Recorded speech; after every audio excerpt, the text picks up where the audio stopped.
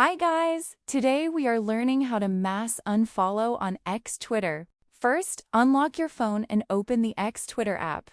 Now, on the home screen, tap on your profile icon or menu option. This will open your account section where all your profile settings are available. From here, we can access the list of people you are following. On your profile page, tap on the following option. This will show you the full list of accounts you are currently following. Now you can see everyone one by one in this list. Now go through the list slowly.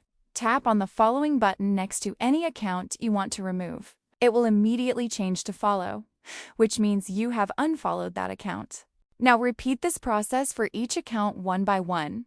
Remember, X does not support mass unfollow at once, so this is the only safe method.